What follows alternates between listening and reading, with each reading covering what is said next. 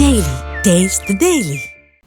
చర్చలు జరిపిన వెంటనే కొన్ని నిధులు విడుదల చేస్తామని ప్రభుత్వం హామీలిచ్చినా ఆసుపత్రుల యాజమాన్యాలు వినలేదు. దీంతో తెలంగాణలో ఆరోగ్యశ్రీ సేవలు నిలిచిపోయాయి. అటు ఏపీలోనూ ఆరోగ్యశ్రీ ఓపీడీ సేవలు ఆగిపోయాయి. దీంతో ఆరోగ్యశ్రీనే నమ్ముకున్న బాధితులకు దిక్కుతోచడం లేదు. తెలంగాణలో ఆరోగ్యశ్రీ నెట్వర్క్ హాస్పిటల్స్ అన్నంత పని చేశాయి. పేదలకు వరమైన ఆరోగ్యశ్రీ సేవలను నిలిపివేస్తున్నట్లు ప్రకటించాయి. అర్ధరాత్రి నుంచే ఆరోగ్యశ్రీ సేవల నిలిపివేత అమల్లోకి వచ్చింది. చాలా రోజుల నుంచి ప్రభుత్వ ప్రతినిధులు ఆసుపత్రి యాజమాన్యాల మధ్య జరుగుతున్న చర్చలు ఏమాత్రం ఫలితమివ్వలేదు. 1400 కోట్ల రూపాయలు బకాయిలు ఉన్నట్లు చెబుతున్న నెట్వర్క్ హాస్పిటల్స్ యాజమాన్యాలు ఆసుపత్రుల నిర్వహణ, సిబ్బంది జీతభత్యాలు కష్టమవుతున్నాయని వెల్లడించాయి.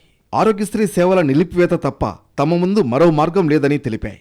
దీంతో వైద్యారోగ్య శాఖ ఉన్నతాధికారులతో మంత్రి దామోదర రాజనరసింహ కీలక సమావేశం నిర్వహించారు. వెంటనే రాష్ట్ర ప్రభుత్వం 100 కోట్ల రూపాయల బకాయిలను విడుదల చేసింది. అయితే నెలకు 500 కోట్లు విడుదల చేయాలని నెట్వర్క్ ఆసుపత్రుల అసోసియేషన్ పట్టుబడుతోంది.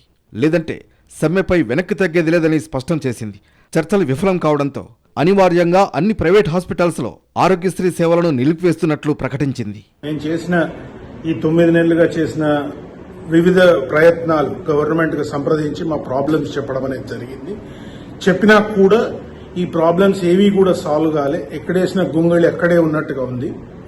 దీనికి సంప్రదించి మేము ఈసారి కూడా దాదాపుగా ఆగస్ట్ 20th నుంచి మొన్నటి వరకు వివిధ ప్రయత్నాలు చేశాము. అవన్నీ విఫలమైన కారణంగా ఆరోగ్యశ్రీ సేవలు తెలంగాణలో నిలిపివేయడం అనేది జరుగుతోంది. అటు ఏపీలో ఓపీడీ సేవలు నిలిచిపోయాయి. త్వరలో బకాయిలు చెల్లిస్తామని ఎన్టీఆర్ వైద్య సేవ ట్రస్ట్ సీఈఓ ప్రకటించారు.